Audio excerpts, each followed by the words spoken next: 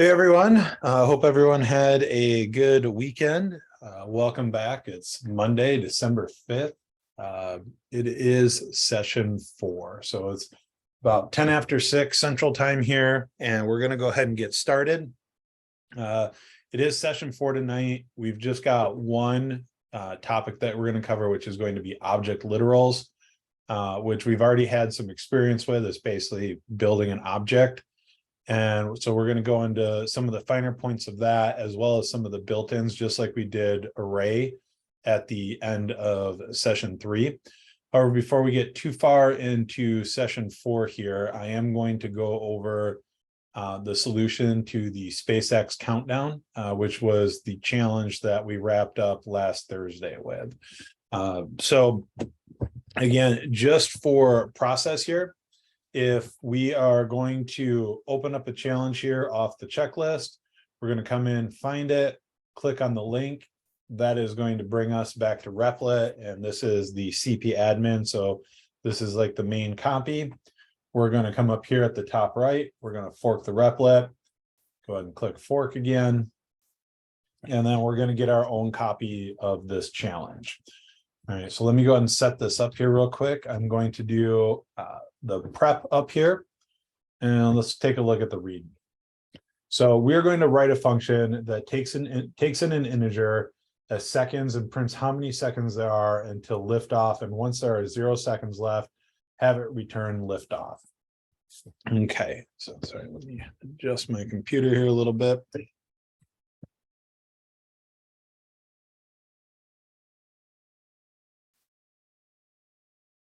All right, so let's just go ahead. We'll grab this.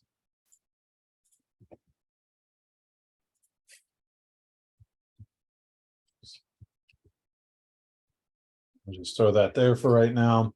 All right, so parameters, how many parameters do I have? Just one, right? So one parameter is going to be a number which represents how many seconds there are in the countdown.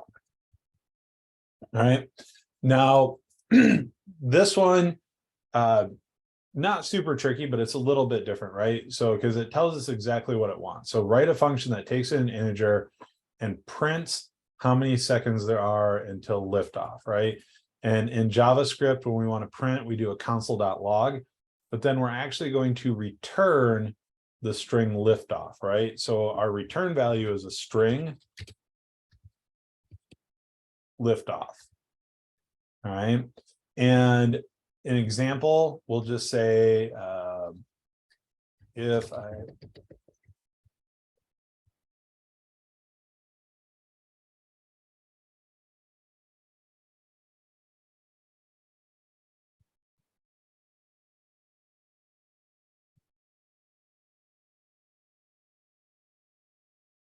all right, now pseudocode shouldn't be too difficult for this one. I know I need a loop.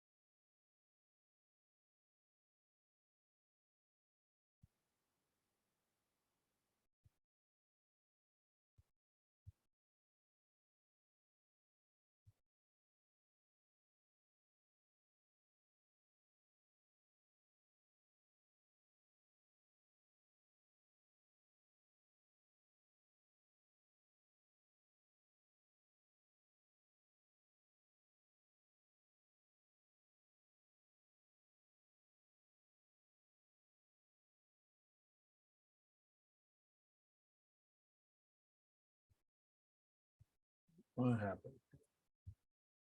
All right.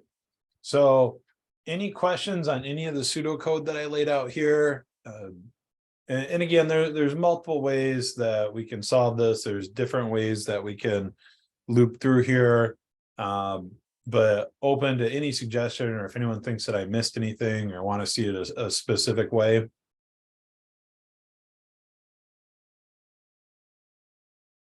Okay, I'll just get to it then. Bye. Mommy. All right. So first thing I do, and well, first thing I'm going to do is I'm going to give myself a countdown, right? And so I'm going to do console.log countdown, and I'll give it 10 seconds. All right. And I'm still going to console.log my countdown, even though I'm console.logging the seconds, because I'm still going to return liftoff at the end. And if I don't wrap my function call in the console.log, I'll never see liftoff print out over here. All right. So I know at the end here, then the easiest step I can do is I can say return liftoff. All right. So there, I know I'm at least doing this. I'm calling my function correctly. I see my liftoff over here. The next thing I want to do and I highly recommend this to everyone as you're getting used to these, is whenever you start a new challenge, console.log whatever your parameters are, right? So I do this just to make sure that I'm seeing my parameter, I understand what it is, that I'm doing it right. Right. So because like this one, we're feeding it in directly here. We could say let x equal 12. And then instead of putting the number here, we can just put the reference to the variable here. Right. And then now we're passing in 12 instead of 10. That's not necessary in this specific function, but it's some of these challenges that you'll run into, they'll have predefined variables for you that you need to feed into the function. All right, so we're going to do countdown 10. There's our 10. So I know that I need to iterate through and do the same thing over and over again multiple times, right? So as soon as I know that I need to do something multiple times in a row, then in my brain, I should be thinking that I need to use some sort of a loop here. All right, I'll go ahead and do this as a for loop. And if loops are confusing to you, I would strongly recommend that you get good at one type of loop, be that a while loop or a for loop, but I personally recommend a for loop. Because there'll be certain situations where you need a while loop, but if loops are still giving you a hard time, just focus on understanding one of the loops, and the for loop is pretty flexible. So almost anything you'll want to do, you can do in a for loop. And once you start to understand the difference, why we would use a for loop or why we'd use a while loop, then you can start to kind of branch out. But most situations, you'll be able to use one or the other. So let's go ahead and we're going to get rid of that because I know this is working. And we're going to say for let I equal seconds, right? Because I'm counting down. So I'm going to start here at my seconds. So if I feed in 10, I'm saying that I is equal to 10 here. And let's say while I is greater than 0. And let's say or not plus minus because we're decrementing here. Now let's just go ahead and console.log what I looks like. Oops, I did something wrong here. I don't need to write while, that's what I did. Talking and coding at the same time. Let's clean up my code, see if I missed anything. There's my little space in there. So let's go ahead and run this. All right, so now I get 10 through 1. And I know that my countdown needs to go all the way down to 0, right? So right here, I'm saying stop. Basically, don't do it once I is no longer greater than 0. So we don't want negative numbers in here, but I do want to go down to 0. So I could say greater than or equal to 0. So now we're just basically saying if it don't let it go to -1. All right, so there's my 10 through 0. So that looks like a good countdown to me. Now, the next thing is I need to put this into sentence format, right? So let's go ahead and grab this.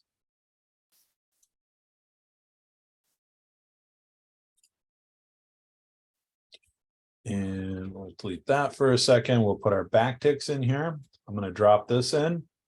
And instead of 5, I'm going to do $, curly braces, I. And now I'm making a reference to the variable I, which starts off as 10 on the first pass. Then every time we go through our loop and iterate through our loop, I'm going to decrement it by 1. Remember, so I minus minus is shorthand for this. I'm minus equals 1. And then this is shorthand for I equals I minus 1, right? So I can get rid of all of this and basically just say this. And so it helps keep the code a little bit more concise. So let's go ahead and run this. So there are 10 seconds left until liftoff, 9, 8, 7, 6, 5, 4. And again, we could do a little bit of cleanup here. It's not required within the solution, but if I wanted to, same thing, we talked about it, we could do a ternary here. So we could say let not plural equal seconds, triple equal 1. And if it is, we'll just give it an empty string. And if it's not, we'll give it just S for multiple. And then here, we'll get rid of this. We'll put another variable in here, not plural. All right. And we'll also want to, actually, yeah, we're good here. We don't have to move it into the loop. So now when I do this, if it is equal to 1 in the countdown, this is just an empty string here. So it's basically like the same thing as nothing there. And so let's, excuse me, let's see what happens. Nope, I screwed something up here. So there are 1 seconds until liftoff.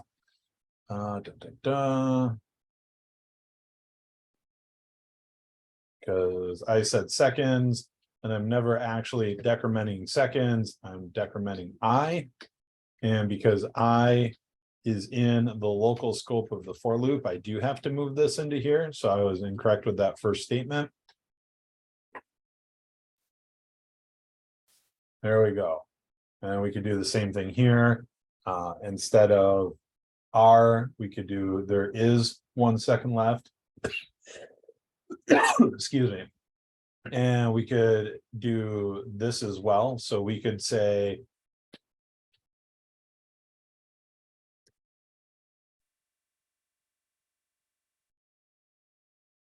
this comes first. We'll do this.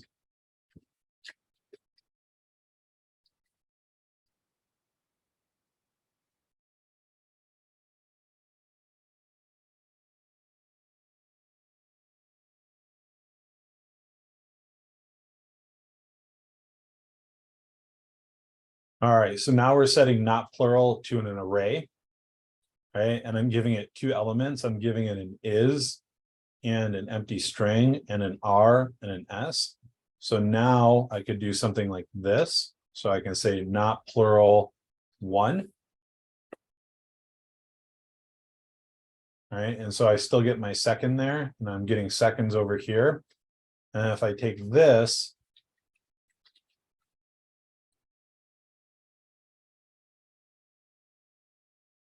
and do not plural 0,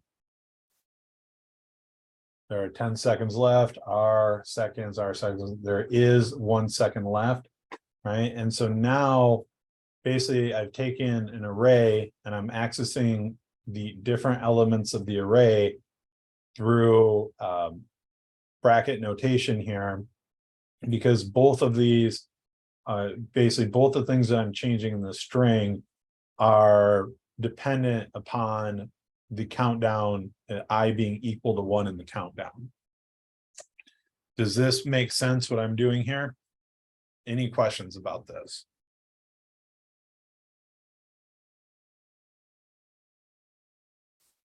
Okay, so not plural. Hello? So Well, so let me, we've got a couple of questions in the chat and then I'll get you next, Efren. So Noel, you have to wrap your function call in console.log as well. Otherwise you'll never see whatever you're returning. All right, so I've got it down here. And then as far as not plural, right, so when I did the challenge on Thursday, let me pull that up here real quick.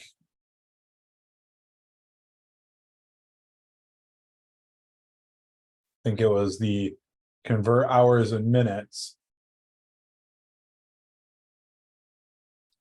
Right. So I did two different ternaries. I did an hour marker and a minute marker. Right. And so I did basically, I called on the hour marker in here. So if that was going to be plural or not, and then I called the minute marker here, if this was going to be plural or not. And I could definitely shorten this up to, well, actually I couldn't shorten it up because these are separate from each other. But basically, like I did each one of these as their own standalone ternary. And in here in the SpaceX countdown, I've got one ternary, which is not plural, right? And I'm saying the value of it, if I is triple equal to 1, so if in the countdown is we're at 1 in the countdown, the value of that of not plural is this, right? It is literally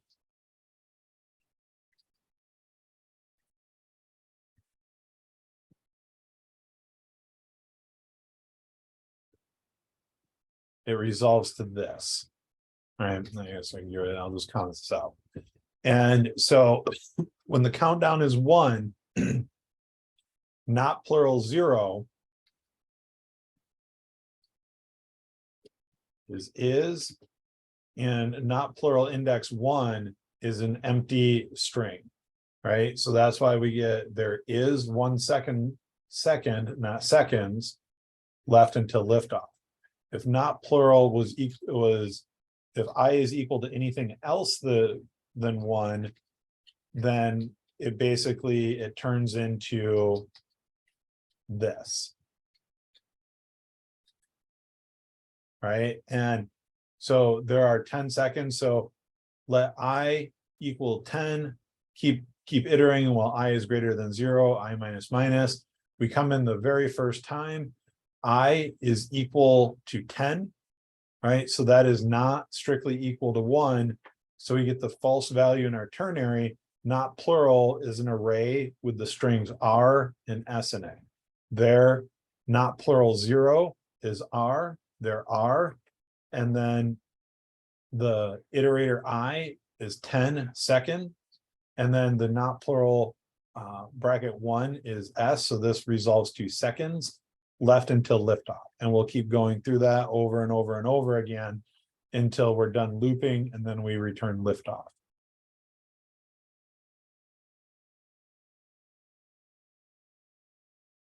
Well, I'm not giving not plural parameters, I'm giving it elements. These are elements in an array, right? And yes, I can, and I'm basically, not plural is just a variable, and I'm assigning it one of 2 arrays, right? Gotcha. So if this resolves to true, not plural is equal to this. If this resolves to false, not plural is equal to this. Another array, right? Okay, gotcha. Thanks. So this right here, what we're doing is a simple real life reason to use this. And again, this doesn't have to be called not plural. I can call it whatever I want to. And so when you're displaying information on a screen and you want things to be plural or not plural, depending on the count that you're describing in text, you're going to need to be able to control that. And this is an easy way on how to do that. Would you be able to do that with an if statement as well? Yes. So in a ternary operator is an if statement, right? So I can say let not plural and then say if I is triple equal to 1. Oops. Not plural is equal to is empty string, else not plural. Oops. Plural is equal to R and S, right? So this, even though, so I've got this one commented out, this is all commented out. If I run this, right, I still get the same thing. This just takes up more space than this, right? Usually, and there is a crossing point where you can get too concise and too terse, and you can make it harder to read things. But generally, like if you've got a basic if else statement with small return values and you can fit it all on one line, this is a more efficient use of space than doing something like this.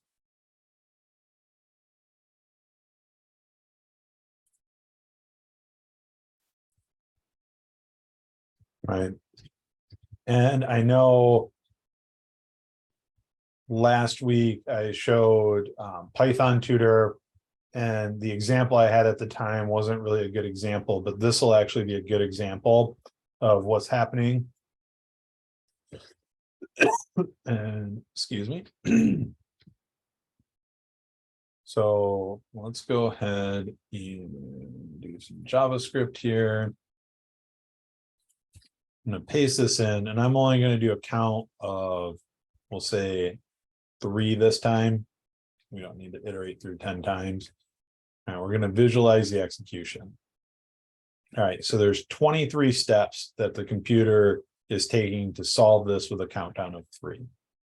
All right, so first off, I'm going to save this function. All right, so this function is now in memory, and you get to that function by calling countdown down here. All right, so I call countdown. I'm saying let I equal seconds. Seconds is equal to 3. Right, so I is equal to 3. And so we've got not plural. Right, and so it's going to compare it here. And is it going to say, so I is 3 strictly equal to 1? If it is, give me this. If it's false, give me that. So now not plural is equal to this, right? So not plural is equal to R and S. It's an array with R and S in it. And now we're going to come in here and we're going to console.log this. Right, and there's our console. There are 3 seconds left until liftoff. Right, and then we loop again. All right, so we come in here, we decrement. So now it's equal to 2. You come in here. This is not plural, is not defined yet. So we just instantiate the variable. Then the next step, we're going to figure out the value. 2 is not equal to 1. So it's going to be R and S again. And then we're going to console.log it out again. Right, so there we go. We go back into our loop again. Right, we check it. I is now equal to 1. Right, so we declare not plural. We find the value. 1 triple equal to 1 is true. So now not plural is equal to is an empty string. We come down here, we console.log it, we're plugging it in. Not plural box 0, not plural box 1. So box 0, box 1. Do it. We're going to come up here again. We console.log. There is 1 second until liftoff. We come up here. Is this greater or equal to 0? Right.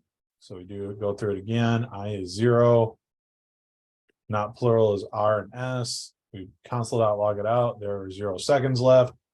Right. So now if we decrement again, I is -1. This will be false. So we're going to exit our loop. Right. I is -1. That is not going to happen. All right. So we exit our loop. For down here, we're going to return liftoff. Return value is liftoff, and we console.log it out. It doesn't show it here on, or actually, I'm sorry. Well, so there, take that last step, we console.log it. So there are 3 seconds left. There are 2 seconds left. There is 1 second left. There are 0 seconds left. Liftoff. All right, Everin, you had a question? That answered it, thank you. Okay, cool. Right, and so and again, this is just like playing with some strings, but once you start getting into things where you have to like do some math or things aren't working out the way you want to, like Python Tutor is great as you step through it and you kind of see it line by line what it's doing when it executes each line of your code. All right, so for me, this I would say is completely solved at this point. Are there any other questions that I can answer about it?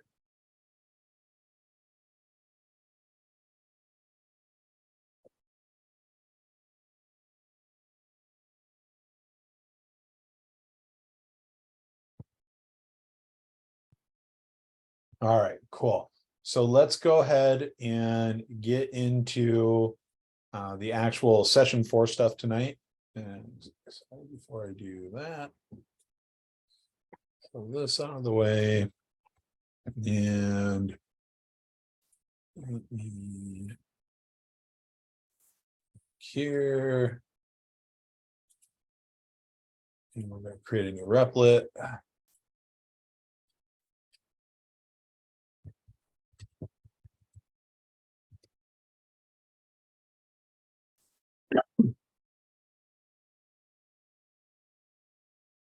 All right, so session 4 object literals are we just call them objects. All right, an object is a data type that holds a collection of properties which are where each property is an association between a name or what we call a key and a value. So we call these key value pairs. So anytime you hear something about a key value pair or something along those lines, that is kind of like your like little warning bell that like, hey, I'm going to be dealing with an object here, right? So key value pair almost always means that you're going to be dealing with an object. All right, so format of an object, we've got the curly braces, and then we have a key, a colon, a value, and then they're comma separated.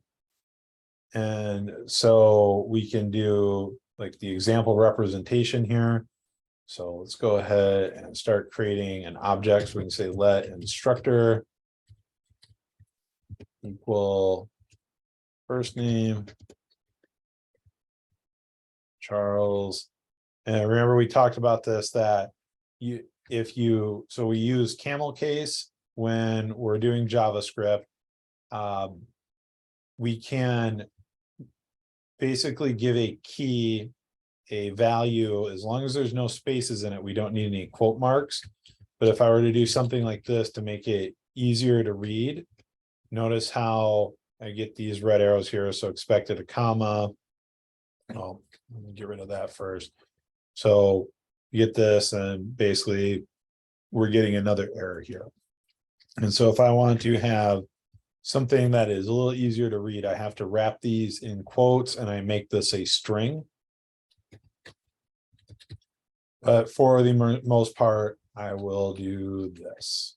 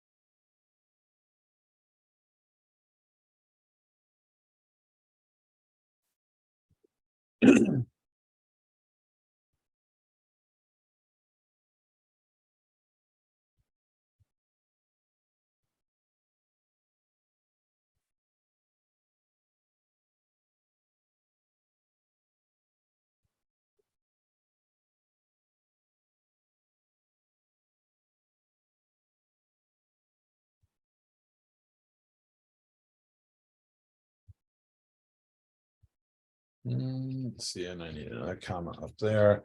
All right, and so this is a good starting object here. We've got some strings, we've got a number, we've got a Boolean, and then we've got an array here.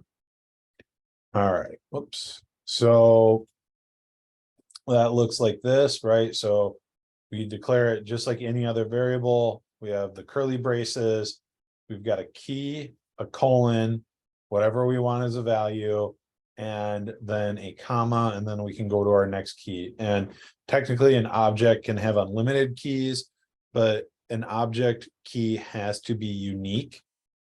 So if I go in here and I say, this out of the way. I say first name again.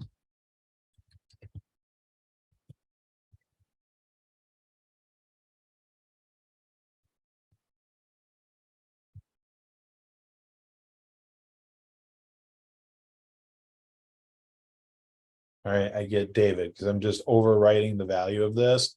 Notice how it doesn't yell at me. It doesn't tell me that I can only have one first name key in here. It doesn't stop me from doing it.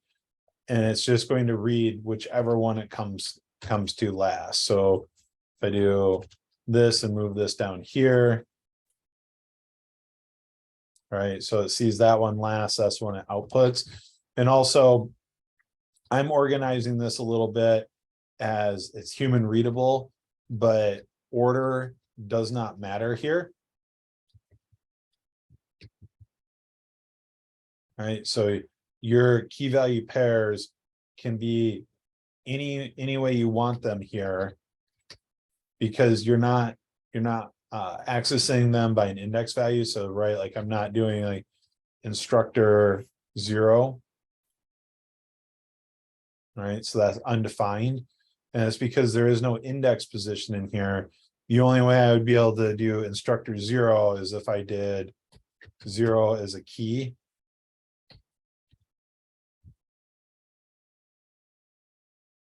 Right, and that's giving me a value.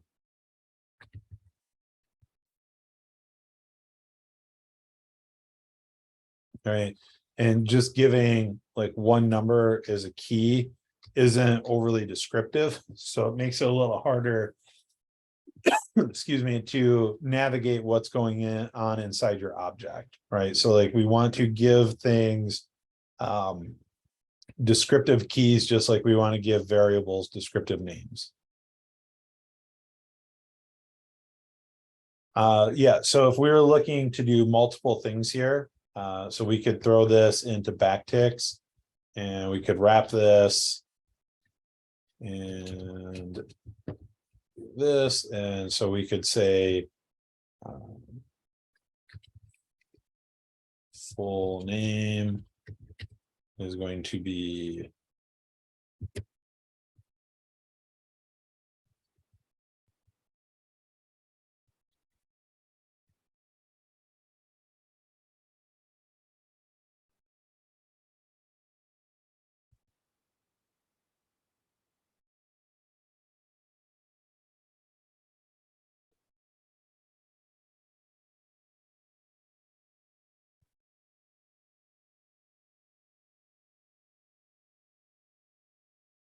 oops, sorry.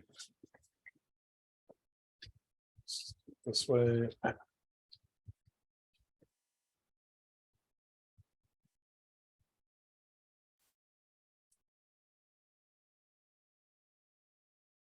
Right, so full name Charles Kubiak, age 41. Right, and so we can access each of the different properties inside instructor by the name of the key. Right, and so basically this is saying give me the value for the key inside this object. Right, so this key inside this object, what is the value? Well, the object is instructor, the key is first name, so the value is Charles. Right, object is instructor, the key is last name, the value is Kubiak. Right, and so we're doing it here in a string literal with the backticks. So this is dropping it in right in line. So with this, you can use dot notation, or if you do a bracket here, you put the like the key name in quotes. Right, so that gets it. So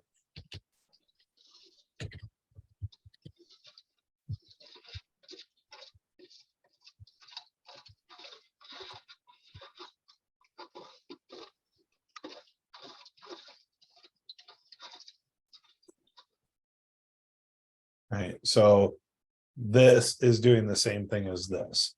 And this is why when you're giving your key objects, right, that's why I recommend doing it this instead of doing it as a string. Because if you don't, so like if I change this back to last name, right, so I can say console.log constructor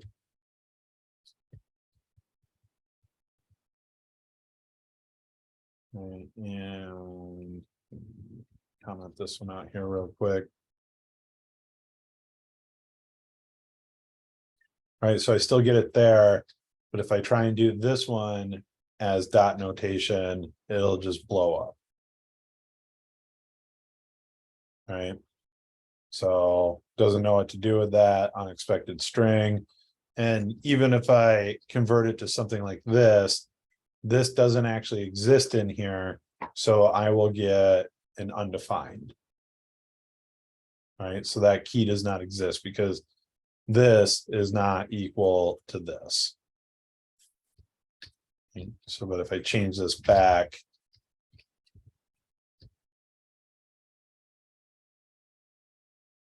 there we go.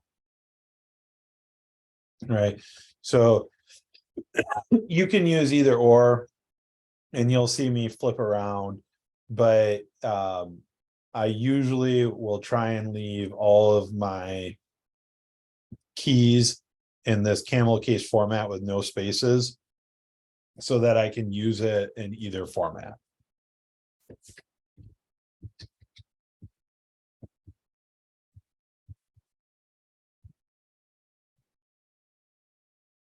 All right, so objects, key values, and object literal keys and values do not have to just be string data types. They can be other types as well.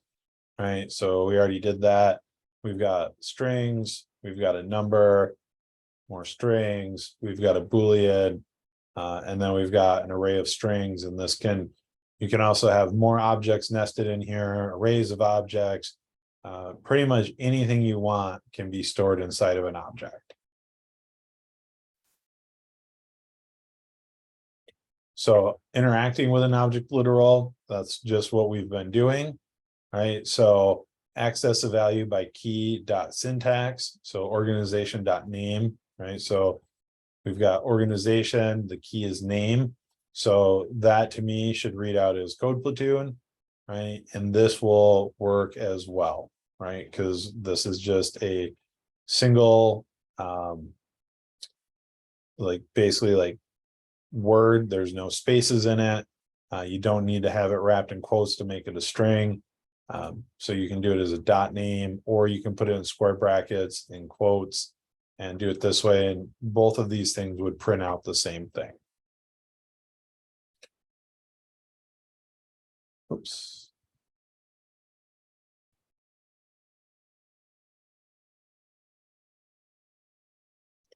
Right, so we can use in. So if we want to know if a key is inside of an object, we can use in, or we can use the built-in method dot has own property. Right, and so we can do something like this.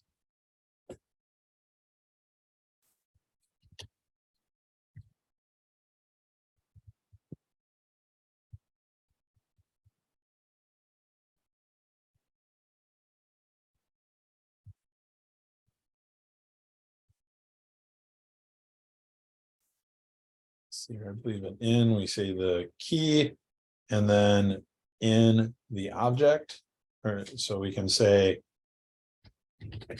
first name in instructor, and this should automatically resolve to either true or false. Right, so true, so first name is in there.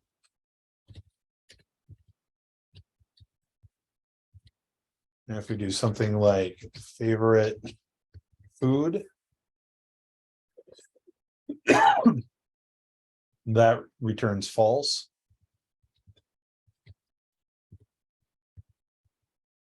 And it's the same thing, it's just written in a different order if we use has own property. So we can say instructor dot has own property.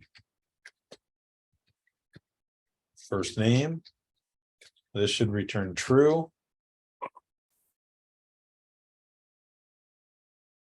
Right, so there's our true, there's our false, there's our second true.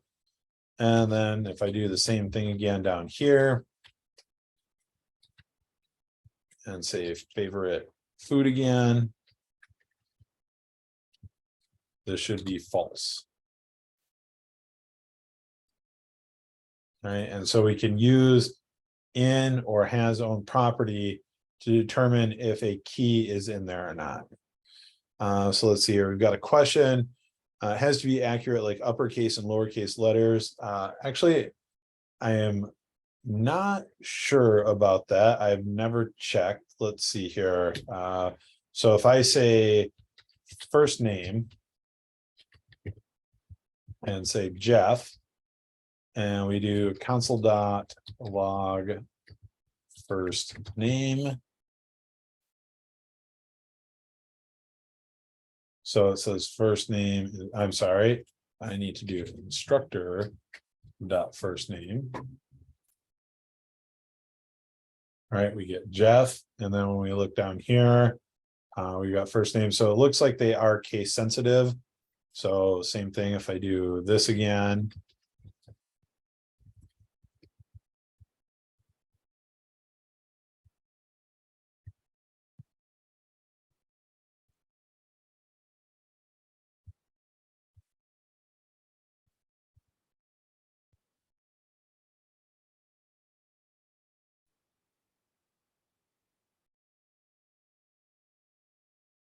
Right, so it looks like Jeff is still first name. We've got Moya, we've got Charles, this one. So it does look like that the keys are going to be case sensitive.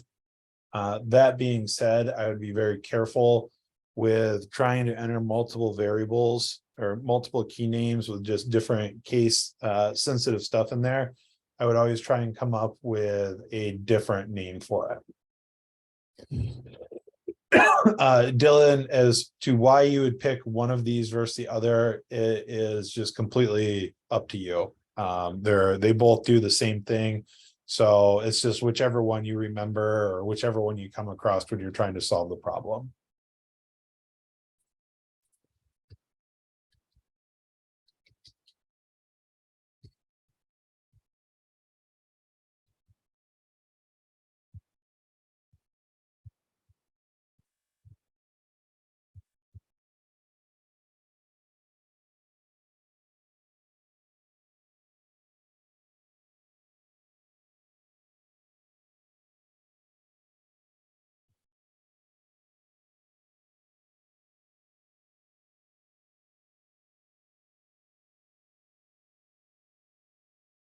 All right.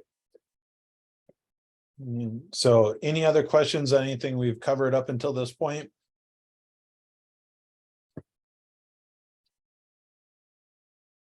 Okay. So let's go ahead and take a look at some of the built-in methods with objects. So let me just grab these again here real quick.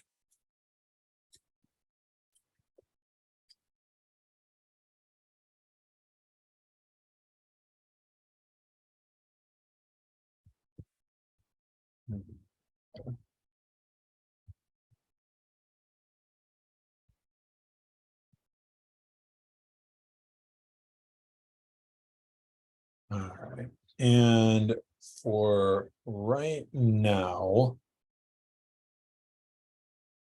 Let's see, I'll create a new object here.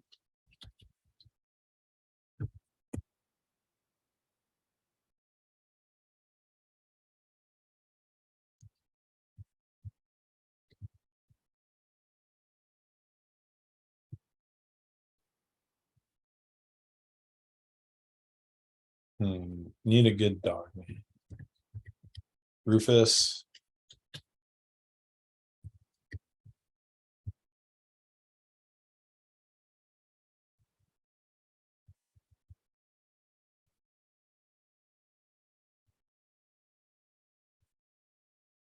What is that? And dog years, is that like 49 or so, roughly?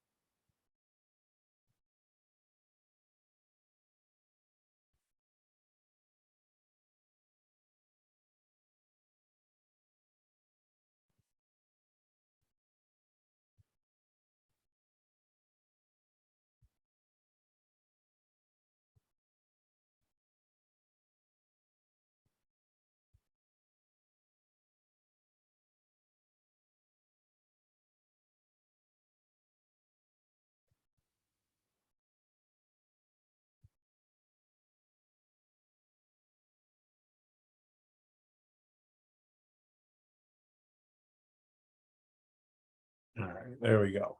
So now we've got an object here, right? We've got a string, we've got a number, we've got another number, we've got a string, we've got a Boolean, and then we've got another object with some strings in it. Right, and so all of these are different things. I guess we could figure out, we could do something that we could put in an array.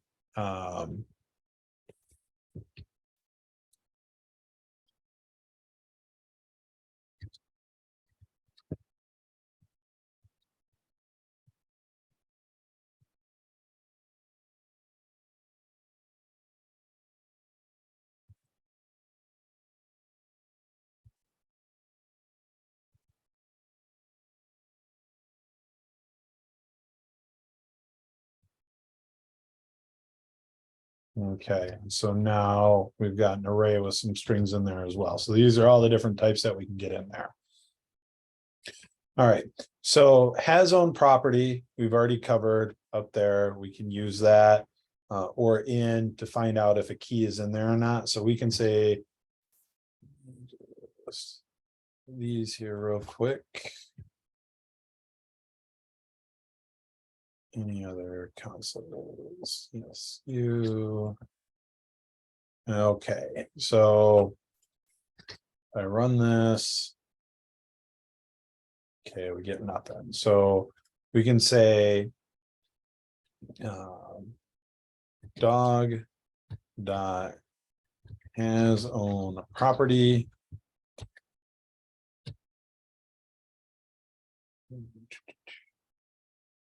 Name. And it won't tell us the name. Oops.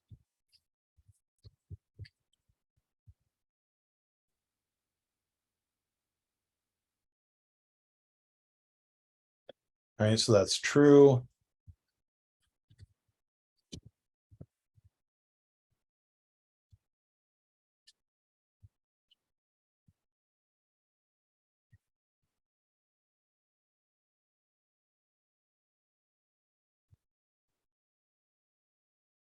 All right, we have an age in there, but we don't have a date of birth. So that'll return false.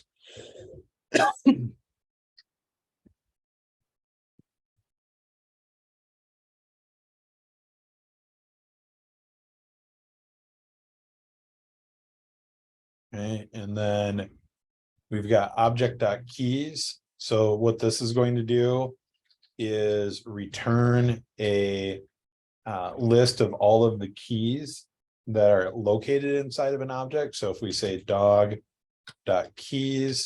and we're going to call this like a function, right? So we put the parens here at the end.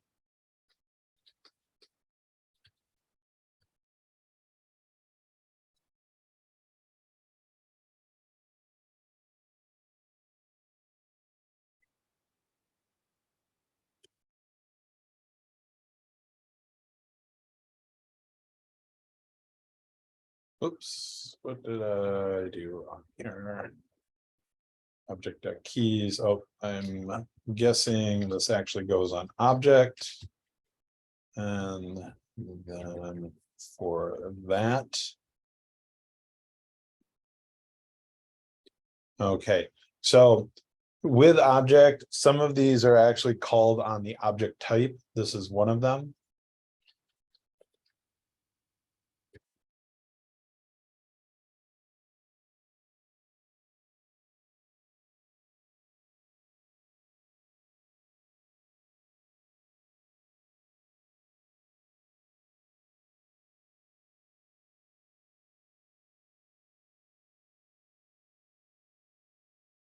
Right, so this gives me all of just the key names.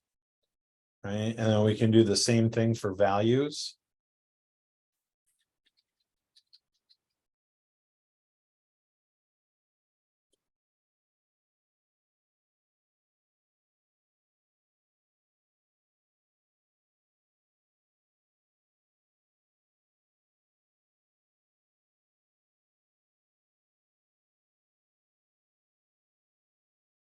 All right, and so we see this, and notice how the value itself can be a whole array, or it can be another object. We're just getting the full value for that key.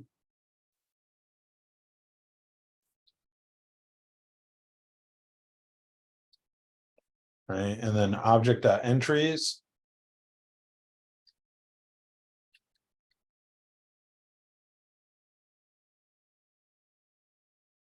Right, so it returns an array of key value of the object, iterating through it. So if we take a look at this one.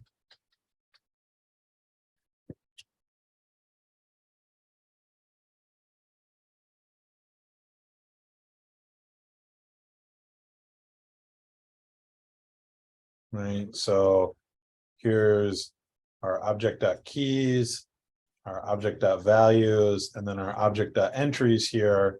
So we're getting an array, and inside that array are nested arrays of each key and value, right, in an array that is paired up with each other.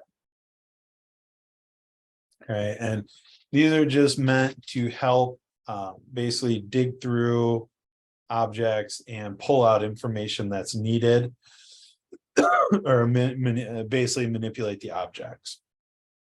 So this is also just a handful of the built-ins that come with really with any of these, with objects in particular tonight. So if we say MDN object,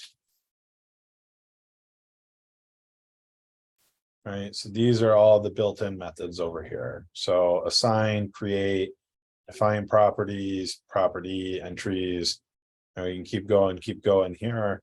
Seal, and to be honest, I don't know what all of these do, and I've definitely never used a bunch of them ever in my life, like as a developer. All right, so just because they're there doesn't mean that they're common, or that you'll use them very often, or that you have to go through and start memorizing all of these. Because basically, if you run into it where you need something, you're going to end up over here, and you're just going to kind of read through it and see if this is what you want. And if it's not, you're going to go to the next one, basically see what happens. Right, so looks like object has own is intended as a replacement for has own property. So it looks like has own property might eventually get deprecated and replaced here.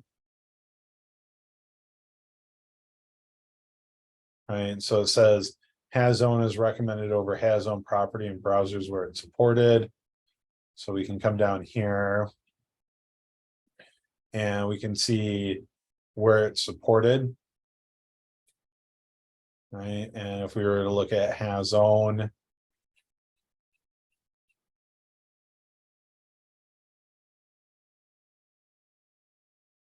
right, so and these are version numbers, right? And so if you're using the newest version of Chrome or since this version, you're able to use it, but if you're using an older version, it may not be there. So like you can see, you have to be using this version or above to use has own. But if you write this in your code and someone is using an older version of Chrome, it may not work the way that you intended it to. Versus like has own property, I believe that went all the way back to version 1 of Chrome. So that pretty much means that if you use this, if any version of Chrome that's ever been written, like your code's going to work exactly the way it's intended. All right. So that is pretty much it as far as like the talking points of session 4. Is there any questions on objects or like anything that we discussed so far this evening or so far in the course, really?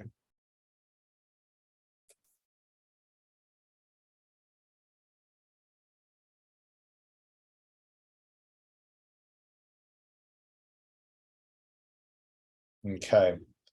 So we can start to take a look at some of the challenges that we're going to work on tonight.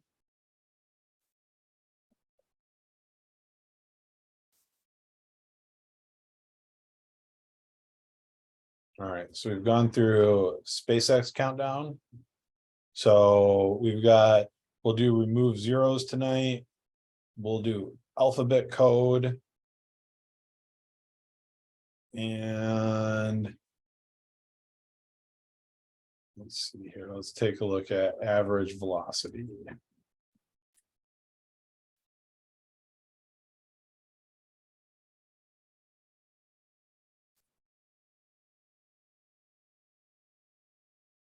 All right, so average velocity looks like we're just going to be doing a little bit of math here and we're trying to get an answer out of that.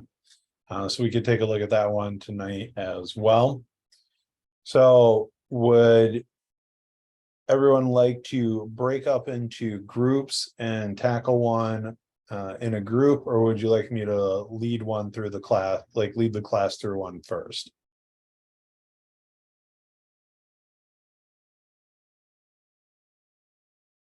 I would rather have you. Sorry, what was that? I was gonna say leave the class first. And I was trying to say the same thing at the same time. Okay, cool. So let's go ahead and do remove zeros as a class then. So I'll lead through this one. Feel free to stop me or ask questions as I'm doing it. If there's things that you don't understand, and then we'll do this and we'll take a short little break here, and then I'll split you out into groups again to work on one.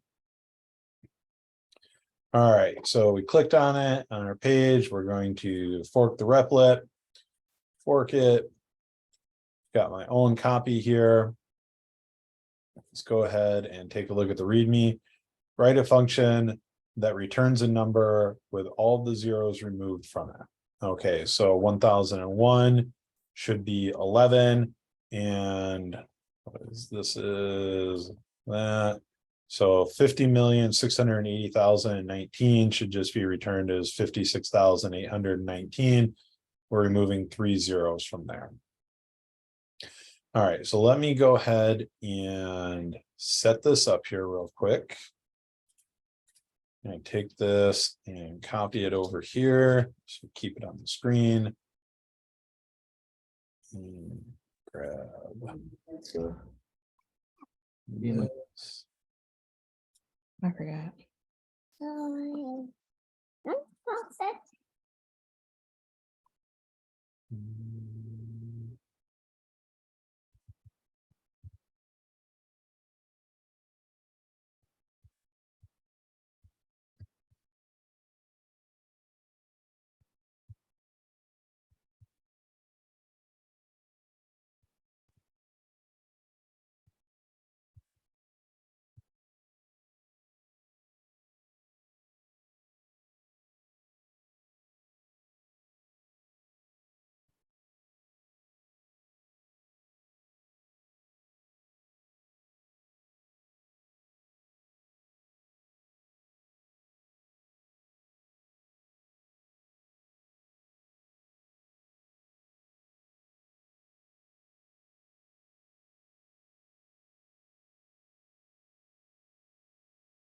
All right, so let's go ahead and go through our prep here. So for my function, I've got two examples down here. So we'll just say see below. For parameters, I have one. It's going to be a number with or without zeros in it. My return is going to be a number with all zeros removed. Okay, so I need to find a way to pull all zeros that occur in a given number. Now, I cannot just remove zeros from the number itself because I would need to know the number, right? So like numbers do not have an index position here. So I know numbers do not have an index position. I'll get there eventually. All right, so if I look at an example down here, so if I say let num equal just a random number here, right? And I say console.log num, right? I get the whole number. And if I just want to look at the first digit in here, right? So if I were to try and look at this via index position, right, it tells me undefined because there is no index position in number.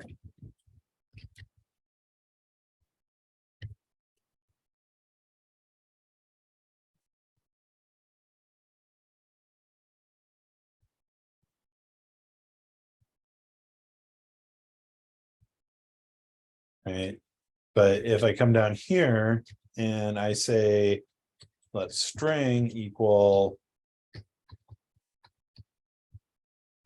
right, I can do console.log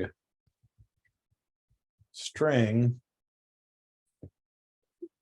and I see the whole thing, and notice how it's white, not gold over here, so I know I'm dealing with a string.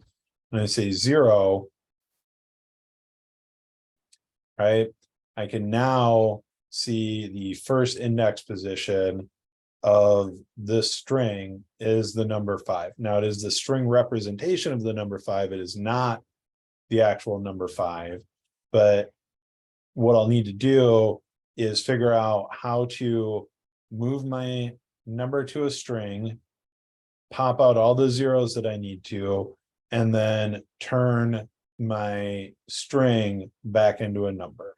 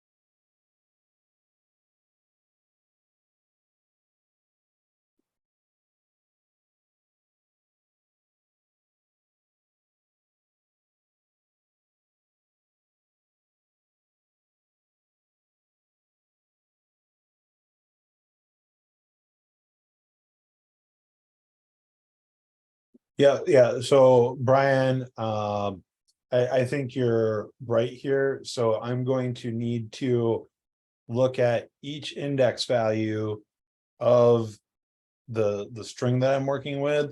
So I'm going to want to basically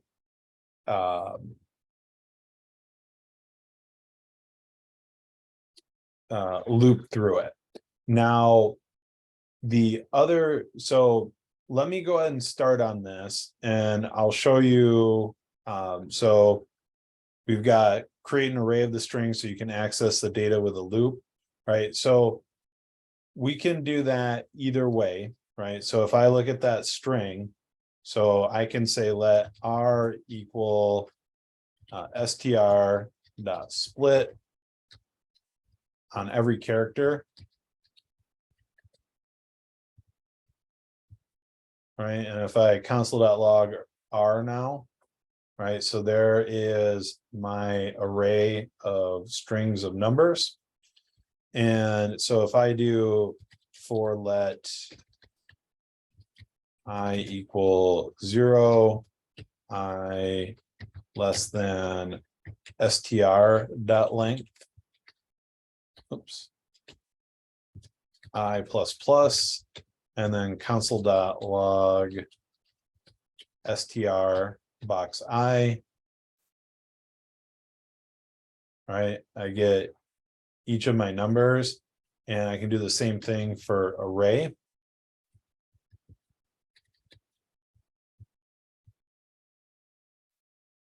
Right, and I get the same thing either way. So you can loop through a string just like you can loop through an array. However, what is a issue that we can run into when we are working with strings? We talked about this, like I think like on the first or second day of class. What are strings? Can we mutate them? Okay, so they're immutable, right? So we can't mutate them, right? So if we look at something where we're working with just a string, right, and I want to change this. So if I say, so string 1, or we'll say, yeah, so we'll just say string 1, which is equal to 2, right? And we want to say is equal to 0, right? And then we console.log string again here, right? Is string 1 equal to 0 or is it equal to 2? All right, it's still equal to 2 because I cannot mutate my string. Right, and so if we try and work through this in a string, we'd have to get a little creative in how we would then create our new number.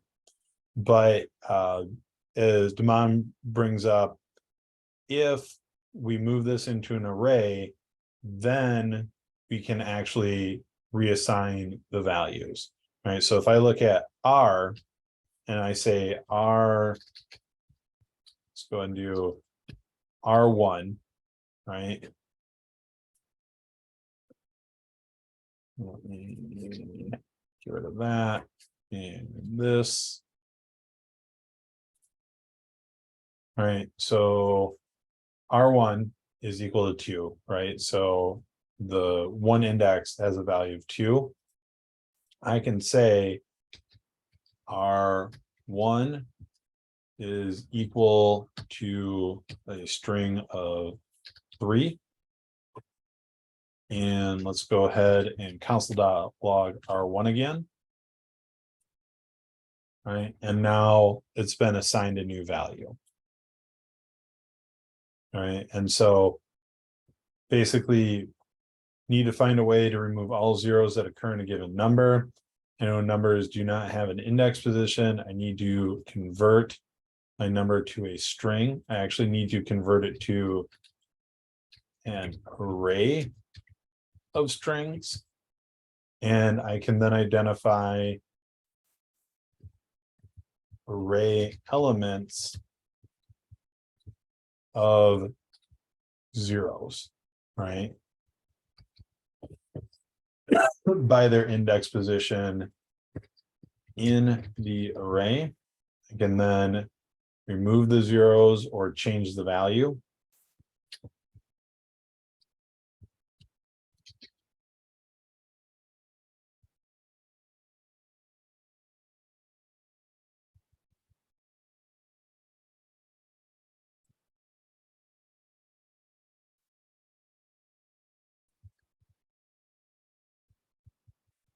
Okay, so let's go ahead and take a look at starting to code this. So once again, I said the first thing I will always try to tackle is excuse me, making sure that I can actually see what's being fed into my array. Or I'm sorry, into my function. All right, so I'm going to look at the parameter. All right, I see 1001 and I get undefined because I'm not returning anything yet. And then I see this big number up here, and then I get another undefined because I'm not returning anything from here. All right, so if I wanted to convert this into an array of strings, how would I do that? Anyone know any built-ins off the top of their head on what I could use?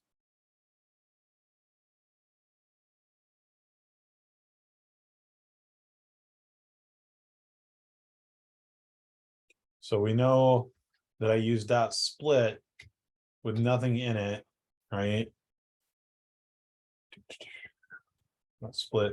So when I try and run dot split on a number, it's saying number dot split is not a function, right? So if I come over here and say number dot or MDN, right, and I come down here, there is no split. But is there something over here that might help us? Okay, so I see a two string. Right, so if I convert it to a string, right? So it's basically just converting this to a string. So we don't need any of the hex color stuff or anything like that. And then if I look at a string, right? Can I do dot split on a string? I can. Okay, so string split. So I can do it on the word if I put a space, or I can do it on every single character if I just do an empty string here. So let's go back over to here.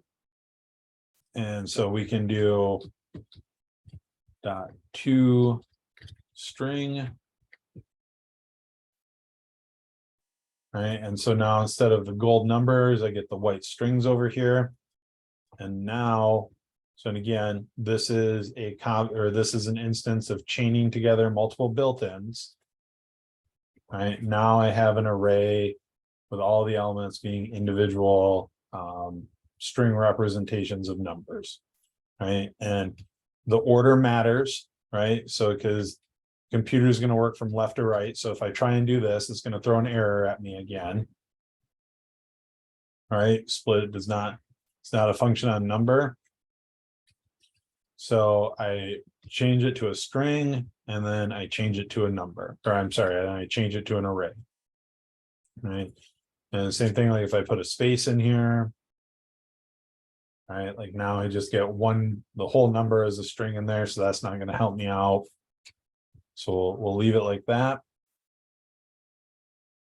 Okay. So now I can say, let's just go ahead and say, let R equal this. All right, so I took it out of the console.log and I've just got it assigned to a variable now. And so let's go ahead and say for I equal 0, I less than R dot length, I plus plus. And let's go ahead and just console.log.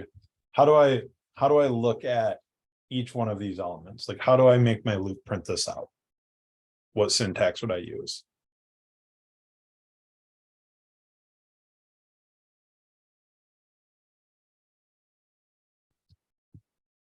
Right, if I just do I here, right, I just get my iterator, so I get my count. How do I see each of the numbers in the array? All right, so I see square brackets. What goes in the square brackets? So I does the iterator, and what am I iterating on? What index position am I accessing? 0, Sorry, what was that? 0. No, not 0. So I am, well, it's going to start, I is going to be equal to 0, but that's an index value on something. What is an index value on? Like, what am I looking into?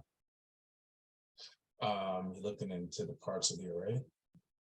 Right, so I'm looking into the array. So just R, right? That's what my array is defined in this.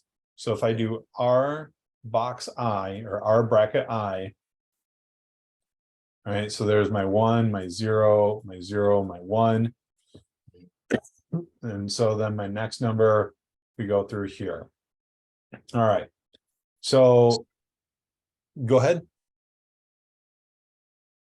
I think someone was going to say something.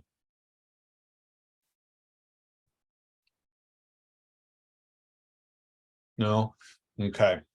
So my next step here is going to be going through and identifying each of the zeros that I come across, right?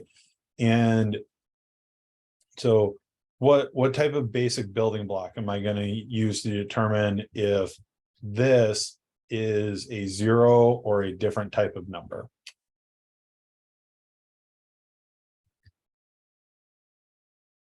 All right, so yep, I see triple equals out there. So I'm going to need an if statement. And we're going to say triple equals. And what am I going to be comparing it against?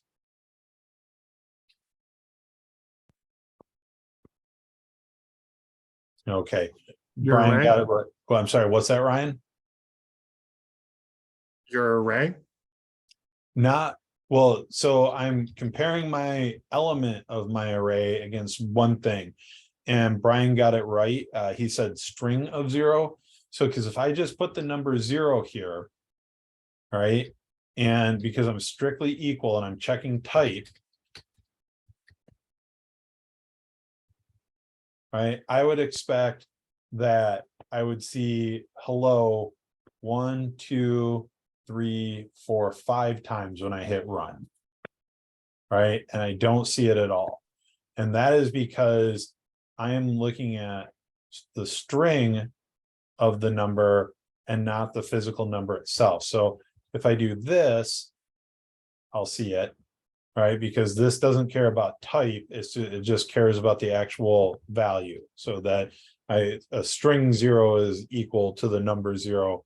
But when we do triple equal, and we always want to be as strict as possible, nothing will happen here unless I put this 0 in quotes as well, right? So now I'm comparing, now I'm looking for string 0. Right, so now I get this multiple times. All right, so the next, yes, go ahead.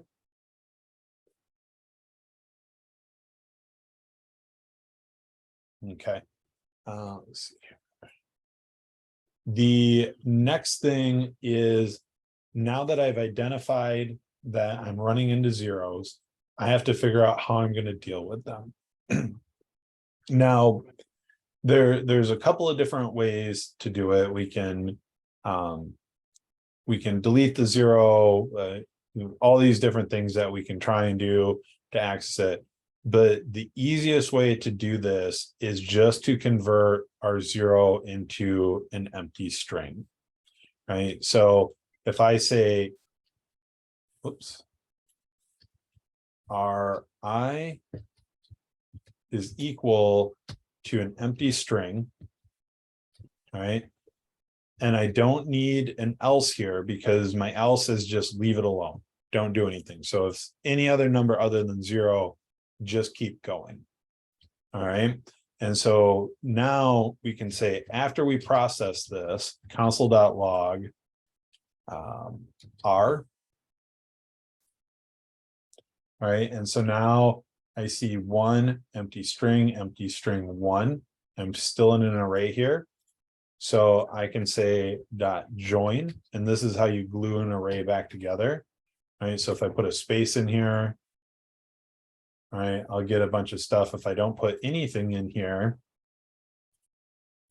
just an empty string, now I get basically each of the elements glued back together. Those empty strings just disappear. They don't exist anymore. And now I need to basically send it back to a number, right? And so we can wrap this whole thing. I don't know if string has 2 number or if we'll just wrap it in a parse number.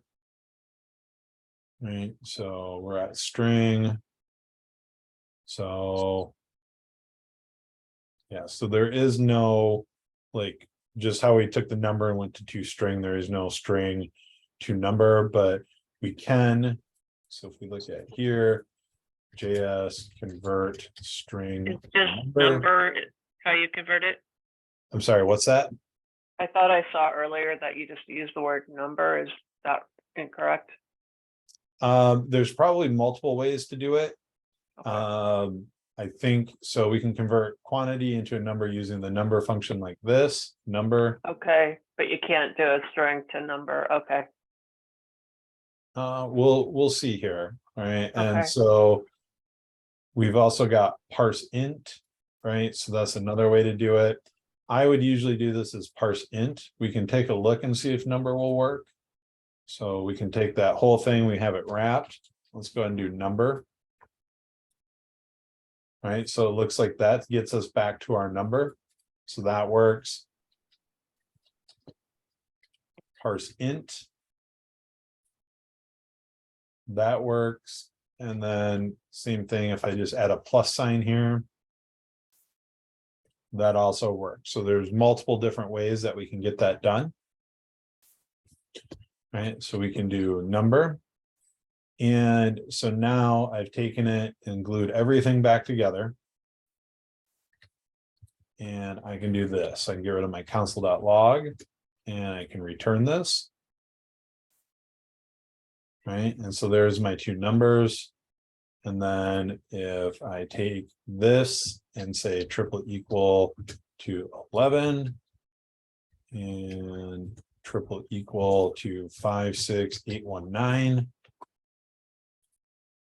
I get true and true. All right, so again, when I'm doing this, what I want you to focus on is that I'm moving through this step by step, right? Like every time I try something new, I'm console.logging it. I'm seeing that I'm getting what I think I'm getting. And then once I know what I'm getting, I'm moving it out into my next usable part, right? So like this started off as a console.log, right? I did console.log number and then number.toString and then number.toString.split. Okay, that's what I'm looking for. That's what I want. Let's create a variable for it and take it out of the console.log. Let's loop through it. Let's console.log just what RI looks like so that I know what I'm getting. And then let's compare it to what I think I need it to. And let's console.log something in here to see if it's equating out the way it should or not. And if it's not, what do I need to do to take a look at to get it to work? Okay, my loop is now working. So I built the first piece of my puzzle piece by piece. I built the second piece of my puzzle piece by piece. Then it came down here and I put R and a console.log. I saw what the results were. I glued it back together into a string. I console.logged it. And then I converted it to a number and I console.logged it. And then once I knew what I was getting, I got rid of my console.log and I just returned it, right? And then once I had my return value, I was able to see and check to see if I was truly getting what I wanted. So instead of just trying to write this all at once, I'm trying to solve the first part of it. Then I'm trying to solve the second part of it step by step. Then I'm solving the third part of it step by step, right? So I took way more steps than what I probably needed to solve this in my head. But until you get comfortable doing that, step by step, seeing what each part of what you're working with before you move to the next part, right? And that's like the big takeaway, and how you will save all, or like how you'll be working towards solving all of these, because the ones on the application process are larger than this, right? Like there's going to be like if you, this thing had 3 parts to solve it, and the ones on the application, I mean, are going to have, I'm guessing somewhere at a minimum like 6 or 7 parts to solve it, and more in some cases. And if you don't break it down into small basic building blocks and solve it one part at a time before moving to the next part, you're just going to end up kind of like floating out into the deep end and then flailing around. And so we want to keep everything organized and keep our pseudocode, move through our pseudocode, plan everything out. And then as we attack each part of the problem, we want to do it systematically and get a small right answer, or the answer that we think we should be getting, and then continue to increment on it from there. All right. Any questions on how I solve this, or any of the parts that I use to solve this?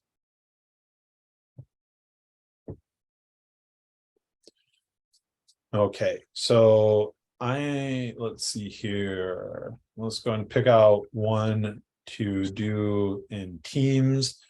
And it looks like we've got about 10, 13, 17 people here. So we'll probably break out into teams of 3 or 4 again. And let's see.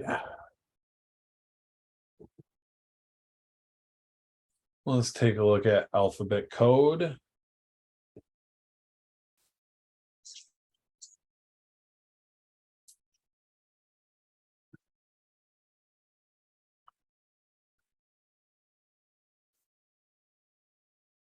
Okay, write a method that takes in an uppercase letter of the alphabet as a string and returns the integer corresponding to its place in the alphabet. All right, so this one will be a good one to work on in groups here.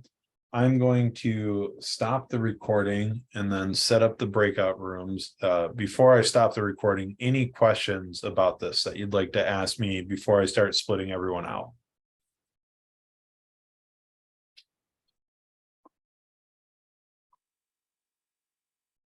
Okay.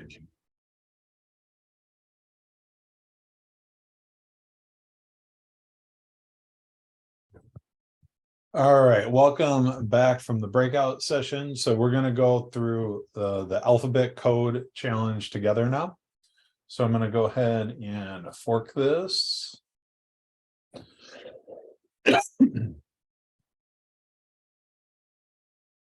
Let me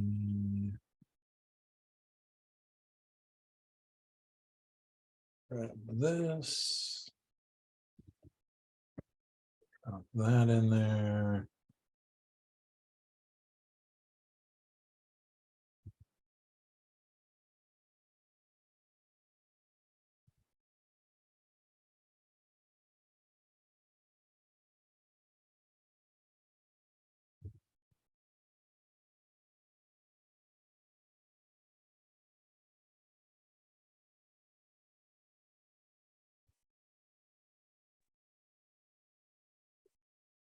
All right. So we have to write a method that takes in an uppercase letter of the alphabet as a string and returns the integer corresponding to its place in the alphabet. All right. So we have one parameter, which is going to be a string.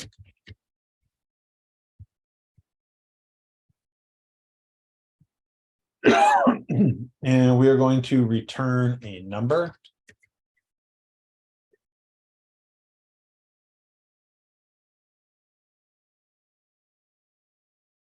We have 3 examples below. All right, and pseudocode. So I need to represent the alphabet.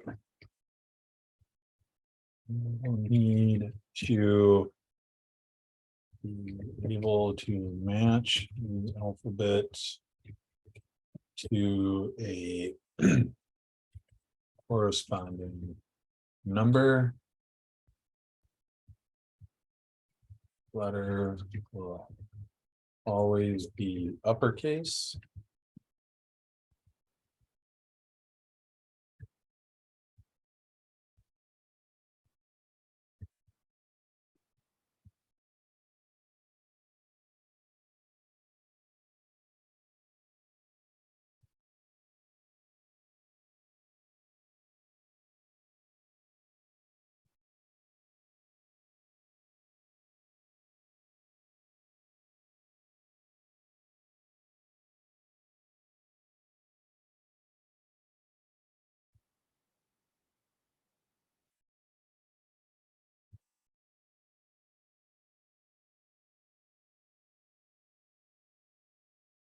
Okay, so there's a couple of different ways that we can tackle this. So first things first, I want to console.log my parameter, which is letter, right? And I would hope to see A, B, and Z come out the other end here. So there's my strings A, B, and Z. So the first way that we could do this is we could create a object. We'll do this as a const instead of a let because we weren't going to want to change this down the road. And so we could do our object here and we could do something like this. Charles. Oops. Object.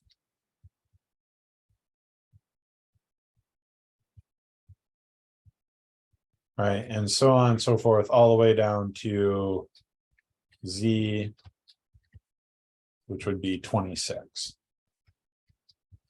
And so now instead of just console.logging letter, let's go ahead and take a look at object. Right, so I've got A is 1, B is 2, Z is 26. So if I do object and then the key name A, right, I get the number 1, right? And so if I get rid of this and do letter, there's my 1, 2, and 26. All right, so that is solving this with an object. Right, and next, the next way we could solve this would be with an array.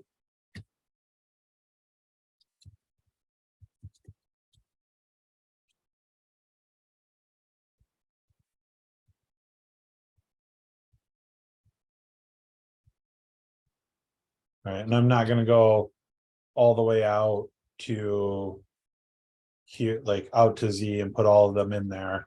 But so the same thing with this. So if I console.log R,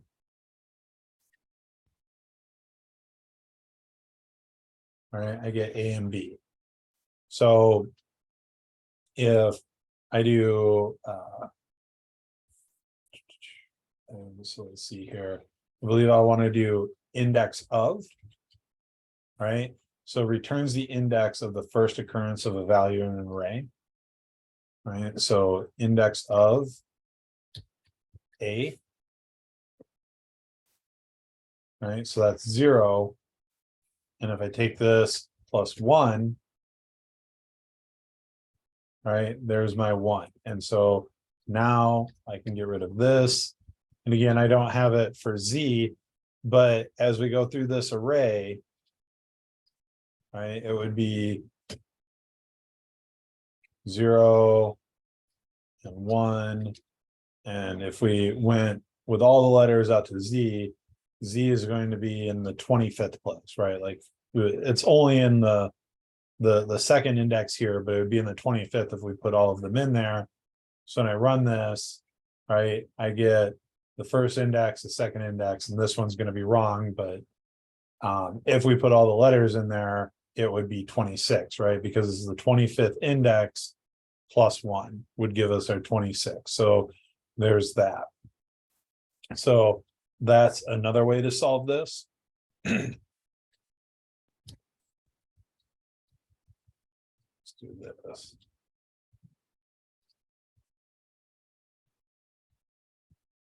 Right now. And then lastly, we could do this with a string.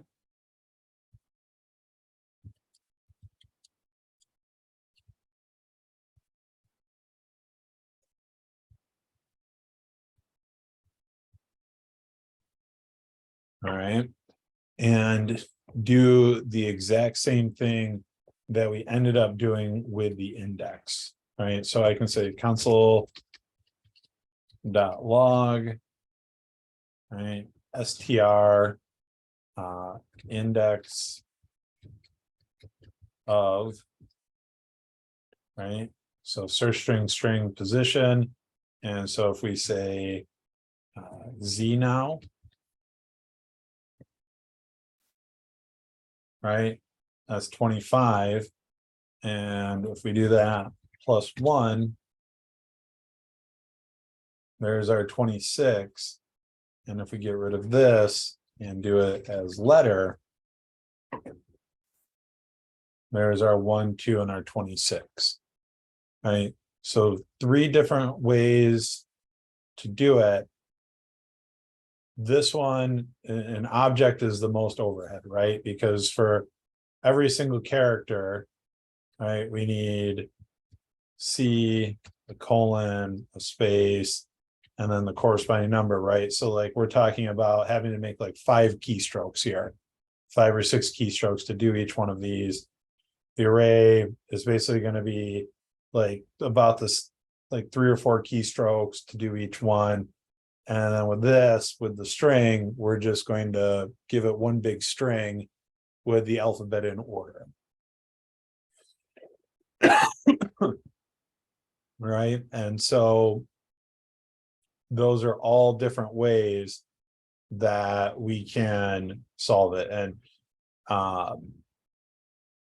let's see here. Yeah. So Brian, I have never seen it solved that way. Is that JavaScript?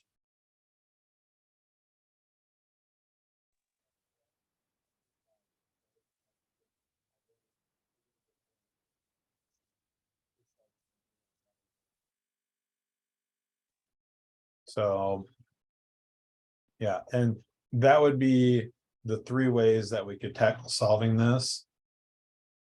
But this is, to me, like this is the easiest way. Like this is the least amount of typing, right? Like you can solve it like this, solve it like this. But again, if we get rid of this, this can be solved in 2 lines of code, right? And we can take it out of the console.log and we can return this. And that'll give us what we need. I have to wrap these, but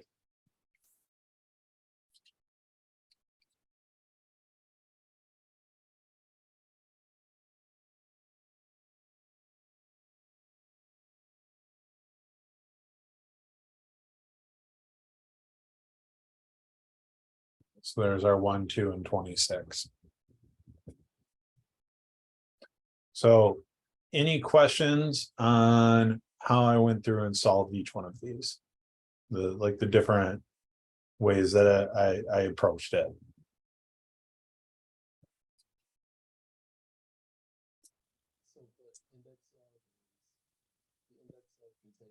Okay.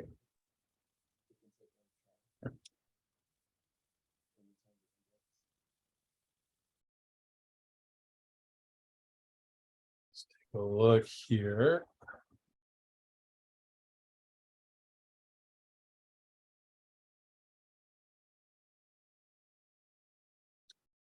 So write a function that takes in a sentence and an illegal word and returns a Boolean indicating whether or not the sentence contains the illegal word.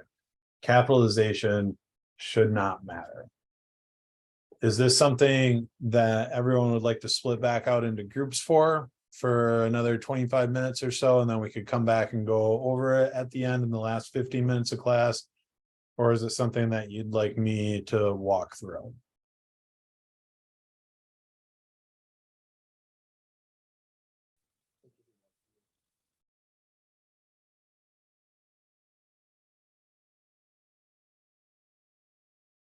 Okay, so it looks like a lot of people doing the walkthrough. All right. So happy to walk through another one here. So, and then Moya, as far as you said, you were trying to do the array method, but it wasn't working. If you take a look back at this again here real quick, and I can comment this out and put these back in, right? So here, let me do this. I'll cheat.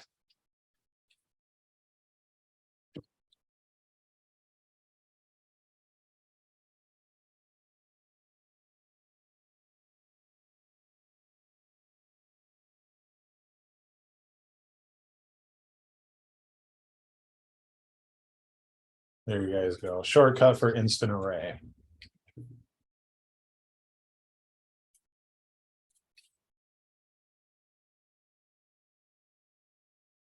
So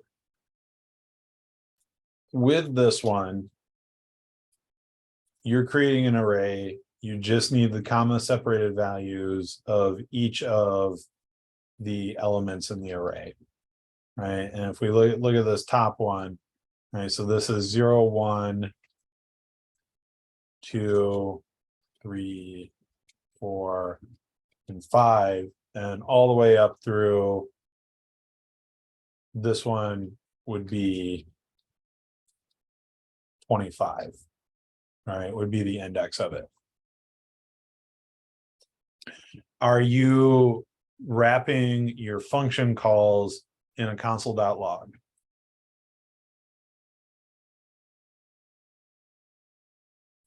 And you're doing return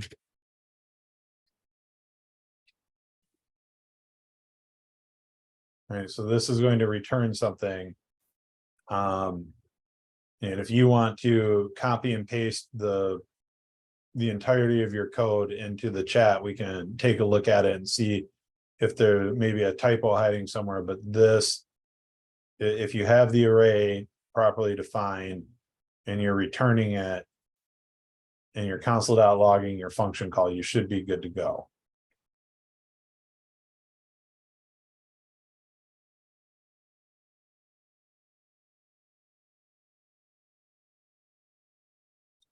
Okay, so cool. This is a great example. So you have you're declaring your array in here. So this is good to go. And your console.logging right here. But if unless you have it and you didn't copy and paste it, you still need to call your method, right? And give it the letter down here. And comment these out. Right. So now if I run this, right, we've got A, because you've got A hard coded right here, still doesn't matter. Yep. Well, that won't stop it from running, but yes, that is an extra comma. So I guess if you do T, it would have an issue, right? So if we do letter, get rid of this, right? Like it won't find T. This is going to give 0 undefined, or basically 0 here. But if we do, say, R, right, so that's the 18th position. I don't remember the full count, but I believe that's correct. If we do Z, it should be 26. Right, so there's our 26. So this is working, but you have to make sure that you're actually calling your function and that you're using your parameter inside of your function.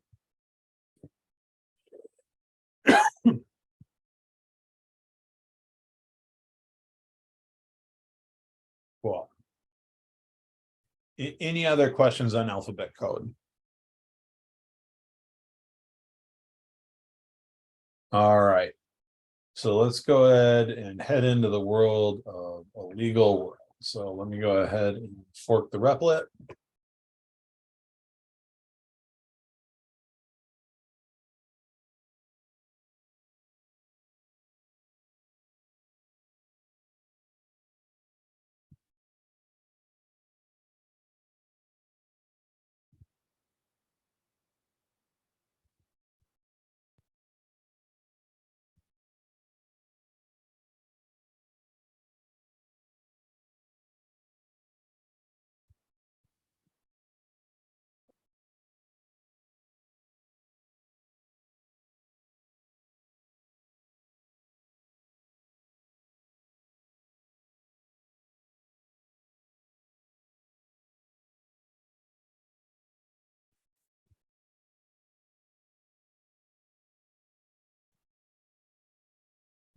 All right, so we're going to write a function that takes in a sentence and an illegal word and returns a Boolean indicating whether or not the sentence contains the illegal word. Capitalization should not matter. All right, so I'm going to have two parameters. Both are strings. One is a sentence. Two is the illegal word to check for. All right, so we're going to return a Boolean. True if the illegal word is present. False if it is not. Example, we'll say C below again. We've got 3 examples down there. So for pseudocode, first thing is this is not case sensitive. So what do I need to do to manipulate or make all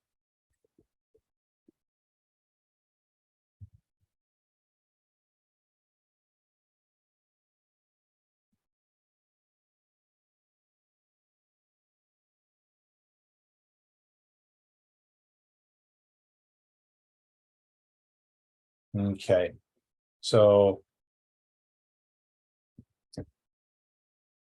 I need to figure out if this word is present in this sentence, right? And there's probably a built-in method that we could use to do that. But I'm going to try and solve it without a built-in method. Let's see here. How to see if a word is in a string in JS. Right, so this whole thing could be done with a dot includes, right? So what this doesn't help me do though is if I don't understand how dot includes is working or what it's doing behind the scenes, I'm not necessarily basically getting a better grasp on the concept.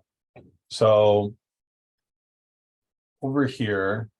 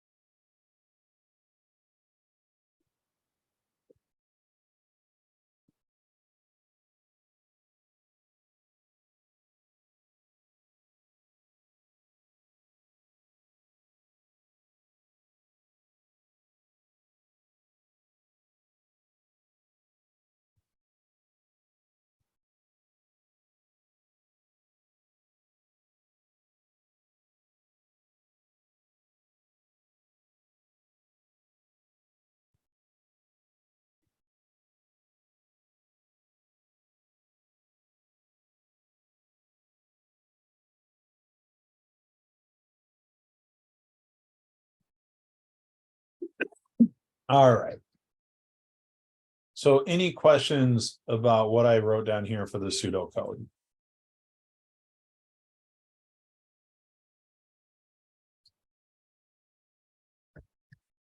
Okay, so let's go ahead. First things first here. Let's do a console.log sentence.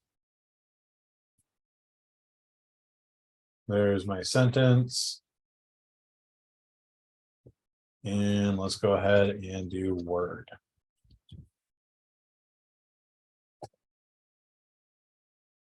And fudge, fudge, and fudge. All right. So I know that I do not care about case, and I can see here that I've got fudge with a uppercase letter here.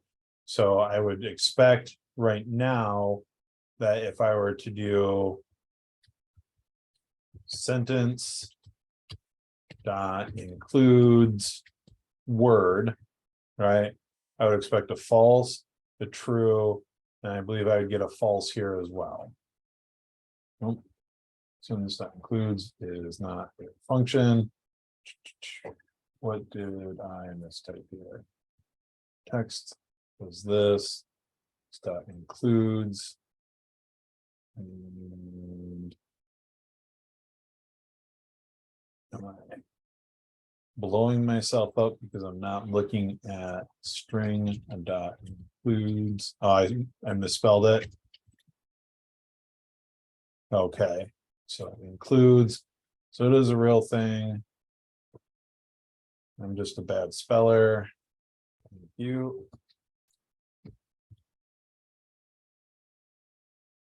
Right, so there's my false, true, true, false, undefined, undefined. And why am I getting so many of those? There's something hidden somewhere. Let's do this. Right, so there's my false, that even though we see it in there, fudge and fudge is not case sensitive, dot includes, so it's going to be case sensitive at this point when we match against it. So we can get rid of this by saying sentence dot to lowercase dot includes word dot to lowercase. All right, and now we got a true. So we know that if we cram everything to lowercase, we can take case out of the equation for us.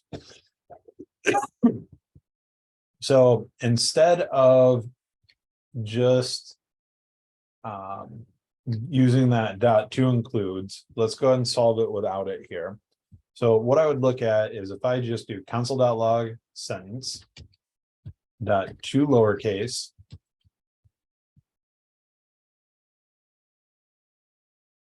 All right, so there's everything to lowercase dot split, right? And I don't put anything in there, right? I just get the entire string as one element. If I put an empty string in here, I get every single letter as its own element.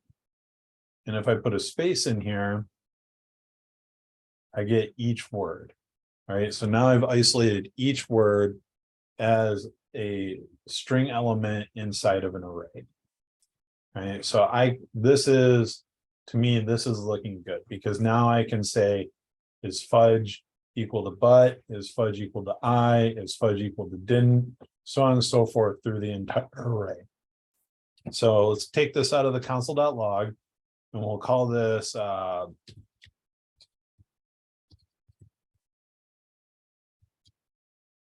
lowercase sentence. And we'll do what lowercase word.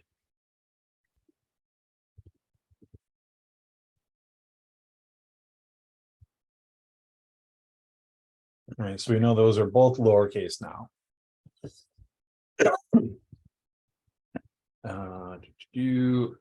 So we can now say for let I equal 0, I is less than a lowercase sentence dot length I plus plus. So now same thing here. This is an array because we split it out. So we can do console.log lowercase sentence box I. And when we run this, I get each single word. So I know that each time I'm looping through, I have a one word, one element from that array. So let's take this out of the console.log and we say if lowercase sentence I is equal to lowercase word, right? We can say, we'll do one more variable up here, let legal word is a legal word present equals false. And if we hit a match here, we'll set is the legal word present equal to true. And then outside of our for loop, we will return is the legal word present. Right. And so now we should see a true here. All right, so there's our true.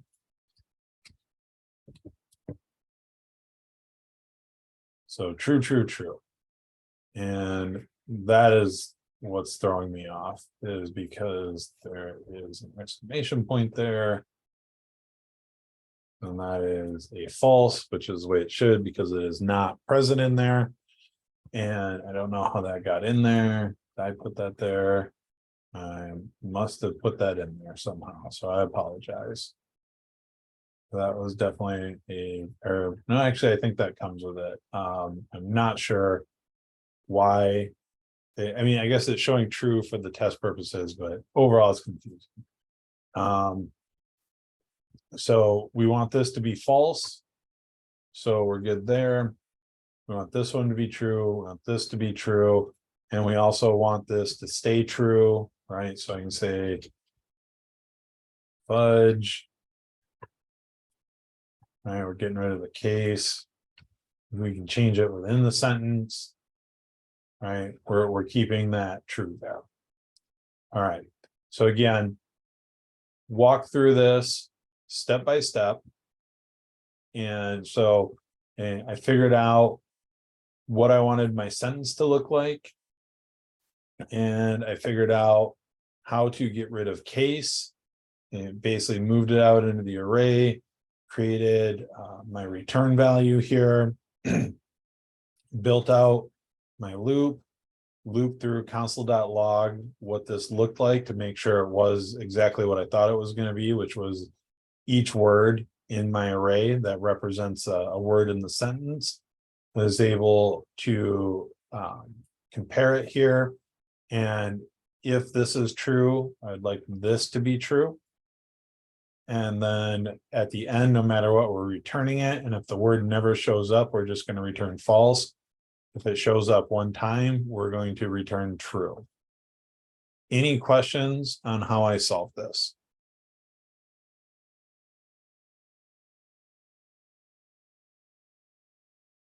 The first sentence does not have fudge in it. The first sentence is just hello there.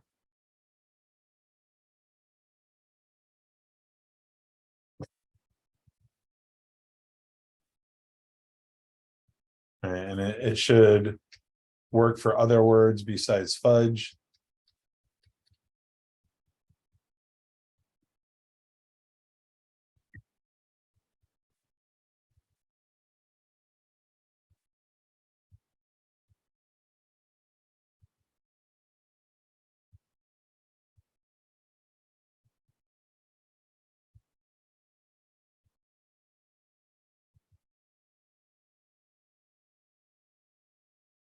All right, so we get our fourth return is true. So I was picking up on the casing. I mean, we could make it more difficult. You know, if we start adding punctuation, that might throw it off. So it throws it off. They didn't do it in there, so we could do things to start pulling out punctuation, but it's not part of the actual problem set here.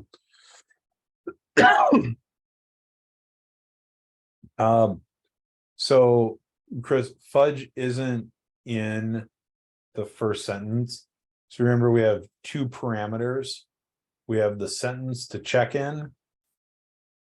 Right, and then we have a comma, and then our second parameter is the word that we're checking against. So that's why that comma is there.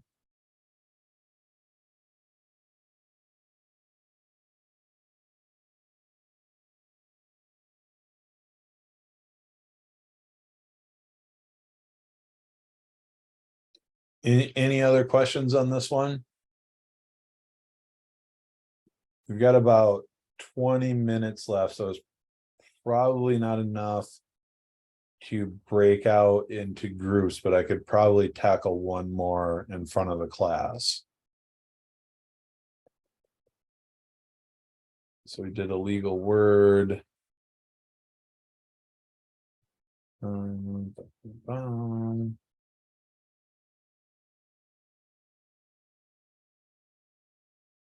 Wasn't there? Okay, so average velocity might be a good one that we can do here.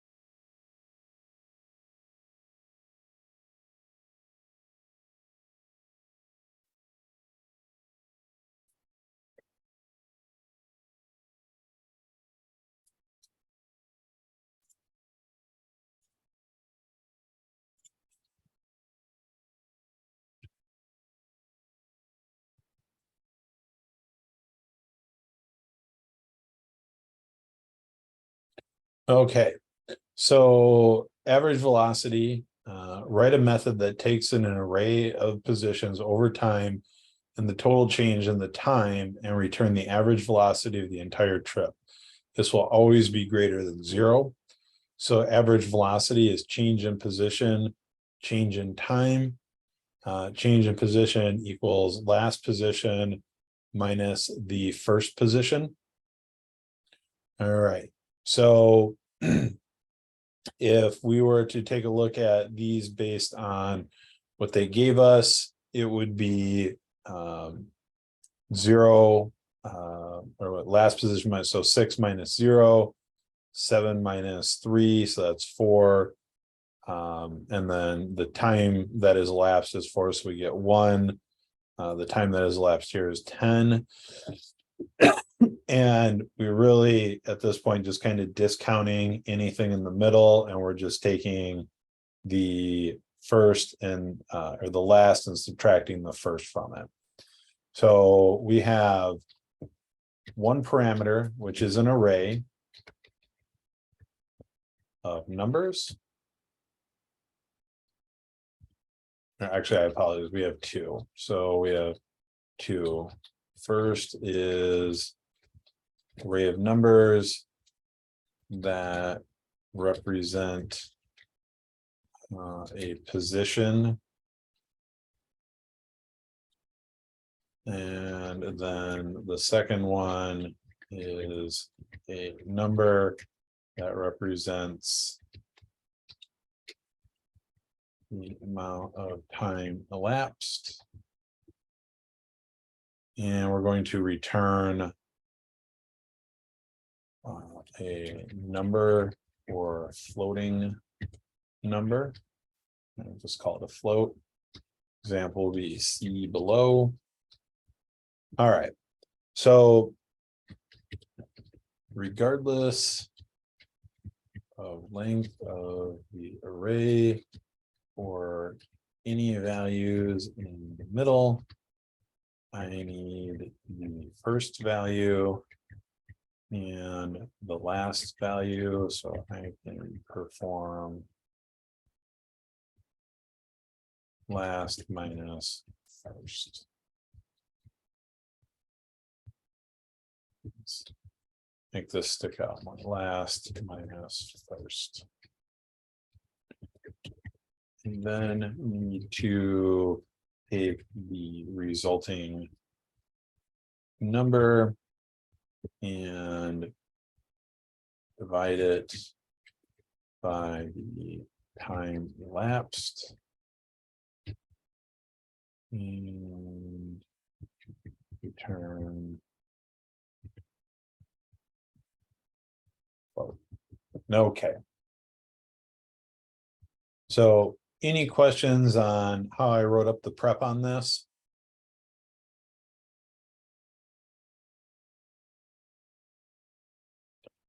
All right, so let's go ahead and walk through this step by step again.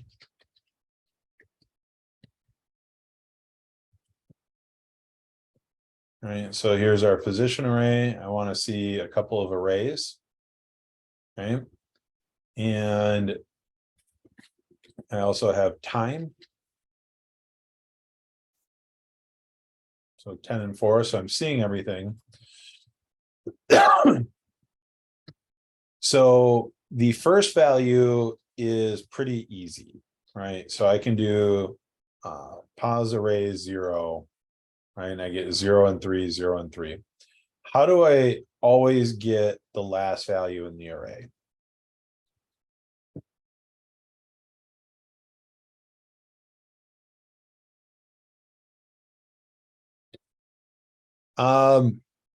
So we don't need to remove values from the array on this. I mean, technically we could, but that's probably over engineering it.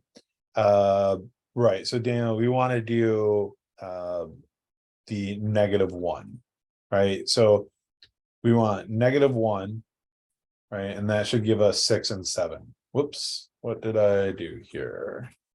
1.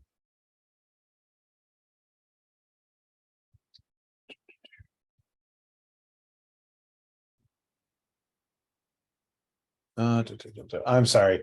The -1 won't work because that is something that we use like in splice and slice. So that's not correct, Daniel, but also that was how I was thinking in my head I was going to solve it. But no, you can't do that because that's actually looking for something here. Like you can't use -1 for raw indexing. You can only use it inside slice and splice. So what we would actually want is we could do something like this. So we would do pos array dot length, right? And so dot length, this is going to be, this has a length of 3 and we need 2. So we could do this -1, right? And so now we get our 6 and 7. And that way, if we add another value here,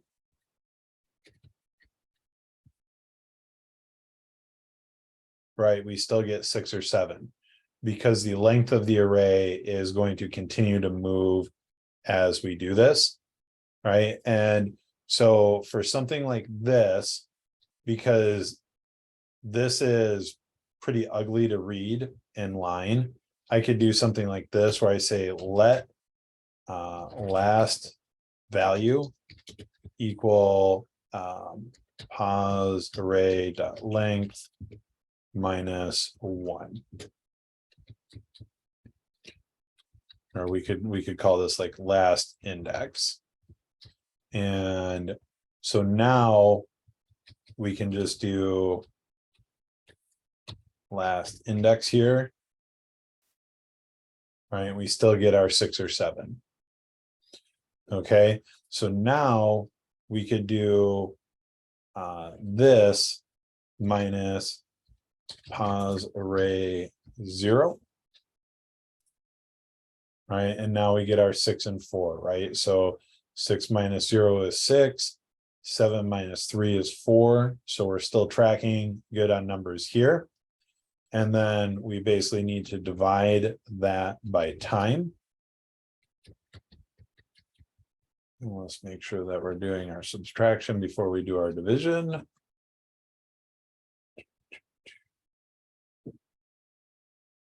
I screwed this up. I don't want that there. I want that all the way over here. Right now we've got our 0.6 and our 1. And so now that we know that we're getting what we want here in these numbers, and the same thing, I'm going to pull this out of my console.log. I'm going to return this. And then I will take that out.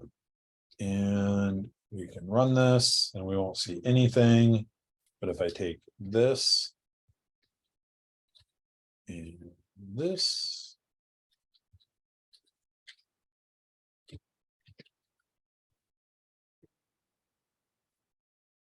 there's our 0.6 and our 1, right? And so that's where we're at. So any other questions on how I wrote this up? And again, like I said, I am not perfect. I will screw things up in class and I apologize. So I will always try and correct it as soon as possible. But if I ever screw anything up and it slips by, don't, like, even if it's like the next session or whatever, or hour later, and feel free to bring it to my attention so I can correct it, because the last thing I want to do is send you guys out there thinking that, I mean, I'd rather have you think, man, he screws stuff up a lot, than send you out there with the wrong answers thinking that they're right answers. And I am definitely not infallible, so I will screw things up. All right, so that is pretty much it for class tonight.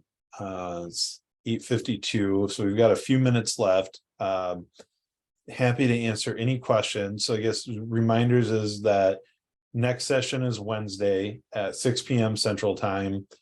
And Guillermo will be leading off that class. So he will talk about the application process and what the pre-work process looks like, and also has some helpful tips on how to make it through those processes and kind of like what it's like to go through Code Platoon, because he's also another graduate. And then the following Wednesday will be Greg Drobny, and he's going to talk about all things logistical getting into Code Platoon, as far as any of like the finance or funding stuff, and kind of what that process entails. So if you've got any specific questions for either of those individuals, make sure that you show up on one of those days. If for some reason you can't make it, just like some of you have been reaching out to me directly, you can always reach out to either of those gentlemen directly on Slack as well. And everyone's super approachable. We'll try and get answers back to you as soon as possible. Any other questions for me tonight?